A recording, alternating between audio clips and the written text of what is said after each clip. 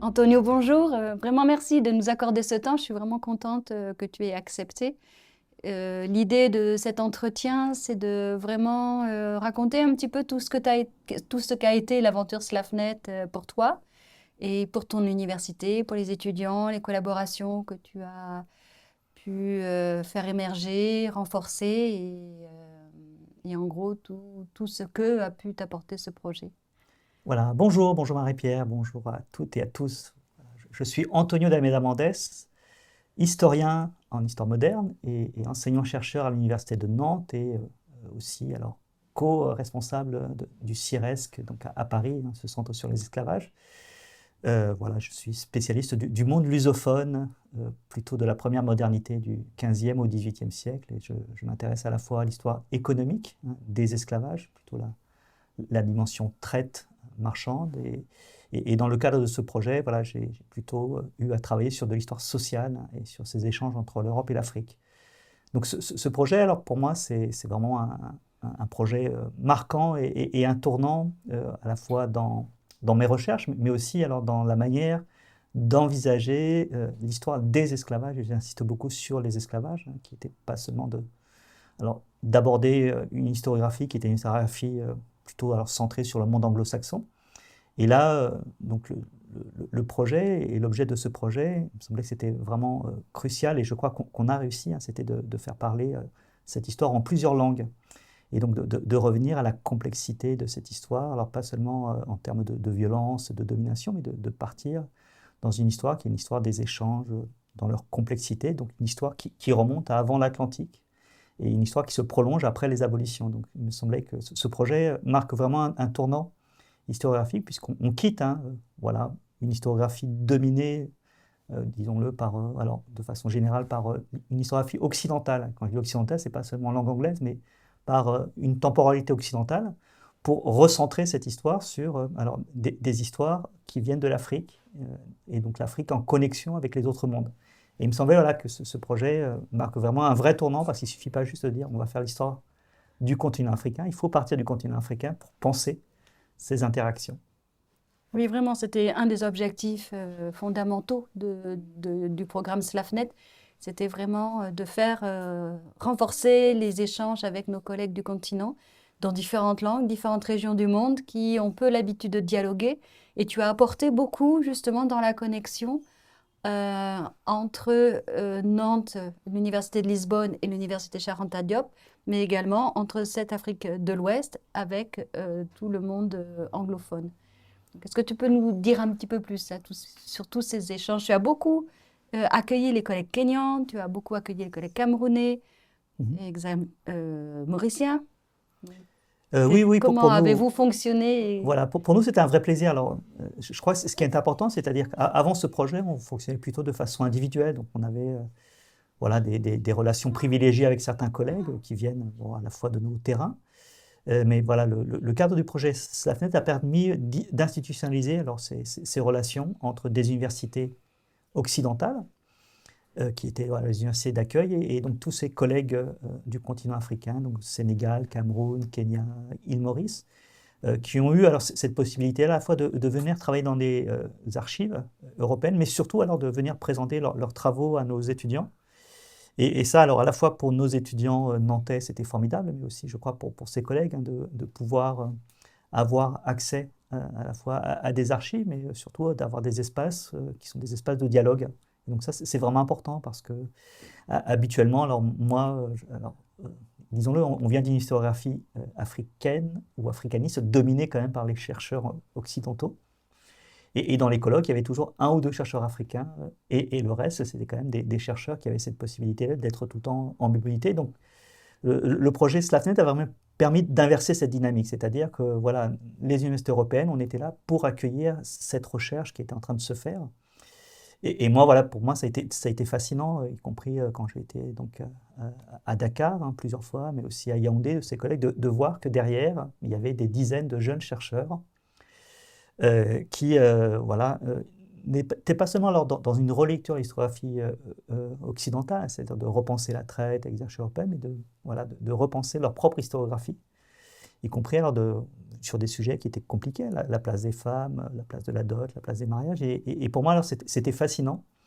Euh, alors, les choses s'éclairaient, voilà, quand ces collègues sont venus présenter leurs recherches, y compris voilà, parler des sources orales. Pour moi, voilà, ça a ouvert de nouvelles voies, en se disant, voilà, je trouve des questions à des réponses que je me posais depuis longtemps. C'est-à-dire quand on travaille sur ces questions d'esclavage, c'est toujours se dire, c'est moins le pourquoi, parce que le pourquoi maintenant on le sait, c'est-à-dire comment ça peut être possible et comment ça peut se prolonger jusqu'à aujourd'hui. Voilà, pour moi, c'était quelque chose de fascinant. Et pour les étudiants que l'on avait à Nantes, ça fait créer tout un tas de vocations, hein, des étudiants qui ensuite se sont lancés dans des thèses, ont eu cette possibilité pour beaucoup d'entre eux d'aller passer voilà, des mois de séjour sur le continent africain, d'interagir avec de jeunes voilà, collègues africains. Et ensuite, voilà, y compris, on a pu monter un séminaire en distanciel hein, sur les regards croisés de l'archive, c'est-à-dire que chacun donc, abordait la question de ces archives et des questionnements qu'il pouvait poser aux archives. Donc, voilà, c'était quelque chose voilà, de fascinant sur le plan intellectuel. Et donc, on a eu aussi ce grand moment à Dakar où on a projeté le documentaire auquel tu as contribué, dont Catherine a été la conseillère scientifique, Les routes de l'esclavage, sur lequel Clara Aboyer a beaucoup travaillé, Myriam ou Ibrahim Atioub, vous êtes nombreux à y participer. Et donc, le fait de le projeter à Dakar, à l'université, ça a été quand même un moment d'échange avec les étudiants de l'université Cheikh Anta Diop, très, très intense.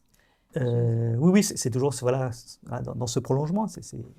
À la fois voilà, des productions qui sont des productions scientifiques, mais qui au départ étaient plutôt alors, visibles par un public averti dans les universités occidentales, de pouvoir le projeter devant un amphithéâtre de jeunes étudiants qui étaient en licence 2, en licence 3. C'est vrai qu'il y a des questionnements qui sont venus, qui sont des questionnements toujours, voilà, c'est de trouver des réponses à des choses voilà, pour lesquelles nous n'avons pas toujours de réponses.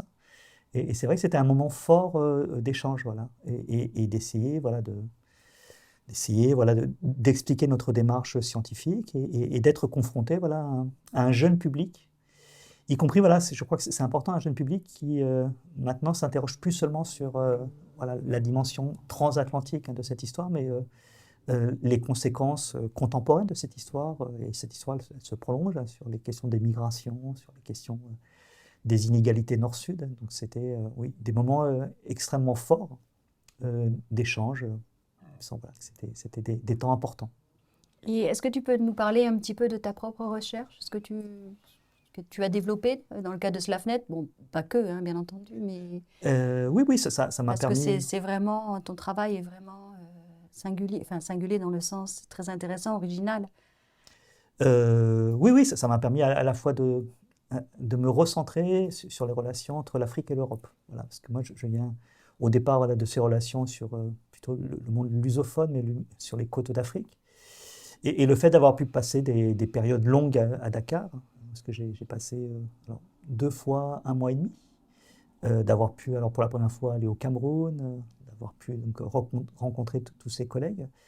Voilà, ça m'a permis à la fois de repenser alors ces interactions, mais plutôt sur la question des circulations entre donc toujours le monde lusophone, mais l'Afrique, donc de quitter l'histoire économique pour aller vers de l'histoire un peu plus culturelle. Donc là, je suis sur ce projet de monter, y compris, on a fait plusieurs séminaires hein, sur les questions de race, hein, et là d'interroger cette catégorie analytique, hein, plus seulement pour penser le racisme, mais pour penser en termes de statut, hiérarchie, et de rapprocher la question de la caste, de la race, de la pureté du sang. Donc on a fait, donc, je crois, voilà, un atelier qui était aussi un atelier extrêmement productif, hein, qu'on espère continuer parce qu'on continue le dialogue. Ensuite, voilà, j'ai pu accueillir ces mêmes collègues, Jules, Amadou, Ibrahima, voilà, à Nantes. On a prolongé, y compris, ce dialogue avec un autre séminaire, et on s'est dit voilà, que c'est des choses alors qu'il fallait reparler dans un cadre qui n'était pas seulement un cadre, voilà, qui était un cadre d'une lecture qui allait vers le racisme, mais voilà, de penser en termes de statut et de société et de hiérarchie. Et il n'y a pas que ça, il y a aussi tout le travail que vous avez fait en collaboration avec le musée du château des Ducs de Bretagne à Nantes, où là, on a eu un vrai dialogue entre les collègues camerounais, mauriciens et aussi des National Museum of Kenya de Mombasa. Oui. Donc là, on a fait, enfin, oui, un très bel atelier, conférence. On a contribué à une école d'été que tu organisais. Ça a été Non, ça très c'était riche extrêmement fort. aussi. Voilà. Moi, Mm. je suis persuadé parce que je revois ces étudiants qui étaient à cette première école d'été et de se dire que ça fait 10 ans. Ça nous rajoutait, mais en même temps, voilà, on peut aussi alors, se regarder dans le rétroviseur et voir tout ce qu'on a fait de bien et de formidable. Et j'ai encore été contacté par des étudiants qui étaient là sur cette première université d'été qui s'appelait voilà, De quoi l'esclavage est-il le Quoi? nom? Oui, oui. Et donc ça, c'était formidable parce que pour ces étudiants, alors qui venaient pour beaucoup des pays du Sud, mais plutôt Amérique latine, de pouvoir aussi voilà, dialoguer avec des chercheurs alors, du continent africain et de commencer à se poser des questions sur le lien entre esclavage et domesticité. Donc de sortir alors d'une historiographie, je le répète alors peut-être, mais qui est encore un peu dominante hein, sur cette question voilà, de noir égale esclave, voilà, qui est une réalité, mais qui est une réalité, me semble-t-il, qui correspond à un certain monde et qui ne correspond pas à toute une historiographie. Donc je crois que, voilà, qu'on a ouvert des vocations. Et donc voilà, j'ai revu ces étudiants. Pour certains d'entre eux, ils ont maintenant des postes et ils m'écrivent toujours en disant que ça avait été un moment fort parce qu'ils ont créé des liens. Et ça, c'est important parce que nous-mêmes, on ne se rend plus compte, parce qu'on a l'impression que tout circule, que les jeunes circulent, les idées circulent. Non, alors ce projet SLAFNet a permis donc à des gens qui n'étaient pas dans ces mobilités intercontinentales de découvrir d'autres historiographies. Je crois aussi, pour en discuter avec donc aussi voilà, des doctorants africains qui sont en train de finir leur thèse. Je pense à Djigat Ouais, et à Djigat, d'autres, bien sûr. Amadou, Dramé. Donc pour eux, c'était aussi des moments extrêmement importants, extrêmement riches, parce que ça leur a permis à la fois de reprendre en main un peu leur recherche, leur thèse, hein, de donner une impulsion, parce qu'à un moment donné, voilà, ils étaient aussi pris par d'autres réalités, voilà, d'avoir cette dynamique d'échange, et c'est important. Il me semble, voilà, je le dis toujours, voilà, ce projet était important pour nous chercheurs parce que ça nous a permis à la fois voilà, d'écouter ce qui se faisait sur le continent africain et pas seulement de lire hein, certains chercheurs, mais d'écouter ce qui était en train de se faire. Et ça a permis surtout, et ça c'est important, aux jeunes chercheurs d'être dans cette mobilité, d'être accueillis dans des bonnes conditions. Je l'espère. En tout cas, nous, à Nantes, on a fait en sorte que, voilà, que ces étudiants puissent voilà, avoir leur propre bureau, puissent être bien accueillis et dialoguer avec d'autres étudiants. Alors, maintenant, comment tu verrais la suite de SLAFNet? Maintenant, le réseau existe. Notre objectif à tous, c'est qu'il perdure et puis qu'il se renforce. Comment tu verrais? Qu'est-ce que tu aimerais qu'on fasse Ouais. ou comment tu verrais la suite? Mais je crois voilà, il ne faut pas relaisser tomber alors, cette dynamique parce que moi, ce que je constate, alors peut-être vu depuis Nantes, hein, c'est que cette histoire qui me semblait être une histoire, on avait peut-être le sentiment il y a 5-6 ans que c'est une histoire qui était là pour durer, qui était installée dans le cadre universitaire. Et moi, je me rends compte depuis quelques années, alors c'est peut-être aussi lié au contexte politique dans lequel on vit, hein, ces questions alors coloniales perdent à nouveau de leur place dans les universités au profit de discours un peu plus nationalistes. Et peut-être pour en avoir aussi discuté avec des collègues africains, c'est aussi leur cas, eux, c'est-à-dire ces questions qui, à un moment donné, étaient des questions alors, qui semblaient aller de soi, qui avaient trouvé leur place dans le champ académique, sont maintenant quelque peu voilà, alors, relayées par des questionnements qui sont des questionnements beaucoup plus nationalistes. Et donc, dans ce monde où on se replie sur des identités nationales, il me semble que ce projet doit perdurer parce qu'il permet réellement de penser le temps d'après, c'est-à-dire le monde dans lequel on vit. C'est un monde sans doute en crise, mais les crises, c'est les historiens qui doivent, me semble-t-il, les résoudre parce qu'on a les réponses. Hein, parce que c'est-à-dire que, et le projet SLAFNet le montre, c'est-à-dire qu'on a réussi, y compris en travaillant beaucoup avec les associations, les jeunes étudiants, à apporter des questions ou des réponses à des questions qui étaient des questions voilà, qui étaient mises sous le tapis. Hein, et il me semble, les questions des discriminations, la place des femmes, les inégalités qui perdurent, la question voilà, des ségrégations. Et que ce projet, il est important parce que ce projet, il faut qu'il donne lieu à des recherches transnationales. Oui. Et ça, c'est important parce que ça ne pourra pas se faire seulement dans un cadre universitaire, ça se fait dans un cadre en réseau de recherche où on va, me semble-t-il, passer à cette phase qui maintenant, c'est important, il faut du temps pour dialoguer et s'écouter, et puis ensuite, il faut le temps pour voilà, voir aboutir le produit de cette réflexion. Et on est dans cette phase, me semble-t-il. Merci beaucoup, Antonio, de ton temps et de l'énergie que tu as mise dans le projet aussi. Non, mais voilà, moi je trouve que c'est un projet fascinant et c'est un projet voilà, auquel je suis très attaché parce qu'à la fois on a rencontré des gens formidables, humainement, et puis des gens qui sont en train de mettre en place des choses formidables, comme tu l'as dit au Kenya, tous ces musées qui sont en train de se créer et qui sont des musées alors avec leur propre dynamique, qui ne sont plus des musées de collection européenne. Tout à fait. Et au-delà des musées, de voir tous ces jeunes qui sont en train de finir leur thèse, qui sont en train de les commencer ou qui sont dans d'autres phases et qui vont produire voilà, des choses, me semble-t-il, formidables parce que voilà, il me semble que ces histoires sur l'esclavage, dont l'historiographie, elle est récente quand même. C'est les années 70, on est passé de l'histoire quantitative et maintenant on est dans une histoire interprétative. On attache de l'importance au lexique. Et le lexique, c'est écouter les gens. Et donc, voilà, le passage à cette phase où maintenant on questionne qu'est-ce que c'est que l'esclavage, alors qu'avant ça allait de soi, on mettait slave, slavery. Et donc on revient, y compris à tous ces lexiques de la dépendance.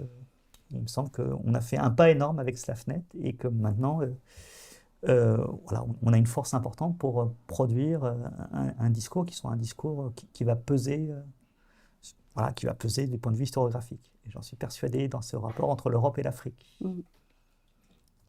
Un grand merci à toi, Anthony. C'est moi qui te remercie, Marie-Pierre, pour ce beau projet et pour toute l'énergie que tu as mis dans ce projet, parce qu'il faut beaucoup d'abnégation, parce que c'est un projet qui repose sur des rapports humains. Et les rapports humains, ça demande beaucoup d'énergie. Voilà, parce qu'il faut persuader les gens que c'est ça qui est important plutôt que le reste, puisqu'on est dans une machine qui parfois nous détourne de ce qui est important. Et voilà, je suis très heureux d'être membre de ce projet et de poursuivre l'aventure, et on va la poursuivre. Eh bien, continuez nos efforts. Merci. Merci à toi.